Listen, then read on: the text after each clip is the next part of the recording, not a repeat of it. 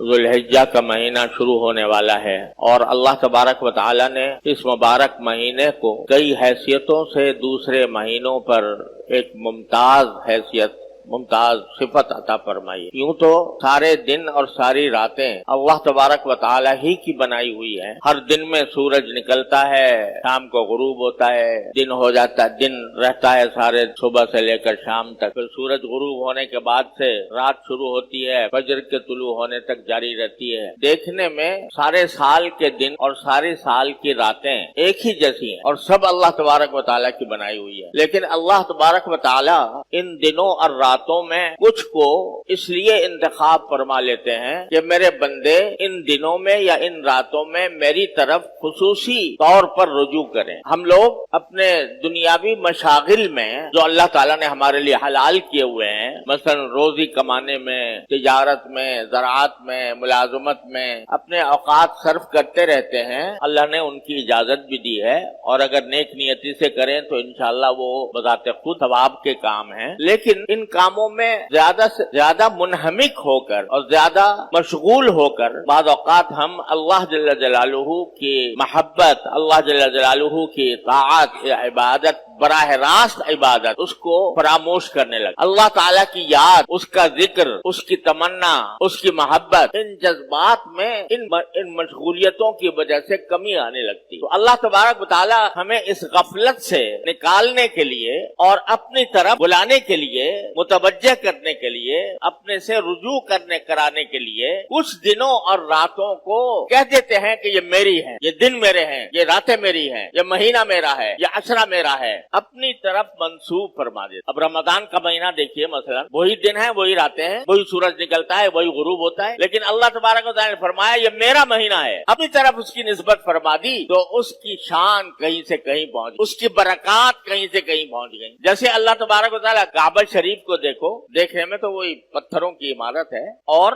عام گھروں کی طرح ہے، بلکہ عام گھروں میں پلاسٹر ہوتا ہے، اس پر پلاسٹر بھی نہیں ہے، عام گھروں میں روغن ہوتا ہے، اس پر روغن بھی نہیں ہے، لیکن اس گھر کو یہ کہہ دیا میرا گھر ہے، اپنی طرف اس کی نسبت قائم فرما دی تو اس کی شان، اس کا جلال، اس کا جمال، اس کی طرف انسانوں کی محبت اور ان کی طرف قلوب کا میلان ایسا زبردست ہے کہ جیسے مقناطیس لگا ہوا ہے ساری دنیا سے انسانوں کو۔ ایسے ہی اللہ تبارک و تعالی مختلف دنوں کو اور مختلف راتوں کو کچھ اپنی طرف منسوب فرما کر ان کو خصوصی فضیلت عطا فرما۔ تو اب جو یہ ذوالحجہ کا مہینہ آ رہا ہے، یہ بھی انہی مہینوں میں سے ہے یا انہی ایام میں سے ہے جن کو اللہ جل جلالہ نے اپنی طرف منسوب فرما کر اس کو خصوصی تقدس عطا فرما دیا اور اس کی خصوصی فضائل بیان فرمائے۔ کیوں؟ تاکہ ہم لوگ جو دنیاوی مشغلوں میں الجھے ہوئے ہیں، منہمک ہیں، وہ ذرا لوٹ کر تھوڑے عرصے کے لیے اللہ تبارک و تعالیٰ کے ذکر میں، اس کی یاد میں، اس کی محبت میں، اس کی طاعت میں اپنے آپ کو مشغول کریں۔ ایسا یہ ذوالحجہ کا اور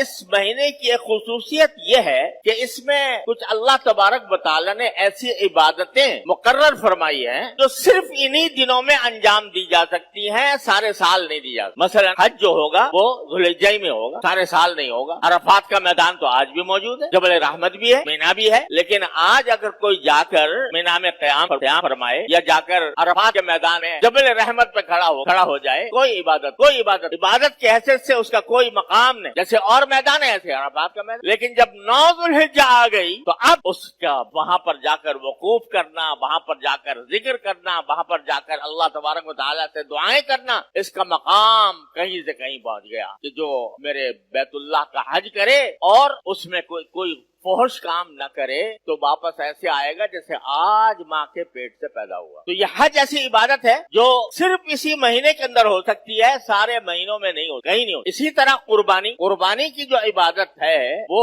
انہی 3 دنوں کے ساتھ خاص، 10 ذوالحجہ، 11، 12، بس ان 3 دنوں میں آپ جتنے بھی جانور قربان کریں گے اللہ تبارک و تعالیٰ کے لیے تو اس کے اون کے برابر گناہ معاف ہوں گے، اور ایک قربانی کا ثواب رسول کریم صلی اللہ علیہ وسلم فرماتے ہیں کہ ابھی اون جانور का जमीन पर नहीं गिरा होता, उससे पहले ही अल्लाह तबारक व तआला की बारगाह में पहुंच जाता है। तो इतनी बड़ी फजीलत है। लेकिन ये इन 3 दिनों में है। बाकी दिनों में अगर कोई आज जानवर लेकर ज़बह करे, कोई इबादत ज़बह कर, सदका बेशक कर सकता है, यानी गोश्त का सदका कर देगा, सदका करने का सवाब मिलेगा, वो किसी वक्त भी हो सकता है। लेकिन कुर्बानी जो नाम है गले पर छुरी फेरने का, गले पर छुरी फेर कर जानवर को ज़बह करने का, ये इबादत सिर्फ 3 दिनों के साथ मखसूस है, 11, 12, 13, 10, 11, 12, उसके अलावा नहीं। ये भी इस महीने की खुसूसियत है और महीनों के अंदर कभी भी नहीं हो सकती कोई कुर्बानी। और इसी तरह अल्लाह तबारक व तआला ने तकबीर तशरीक मुकर्रर फरमाई। अल्लाहु अकबर, ला इलाहा इल्लल्लाह, वल्लाहु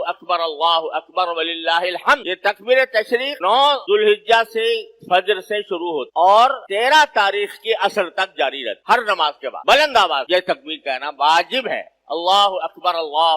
ला इलाहा इल्लल्लाह, वल्लाहु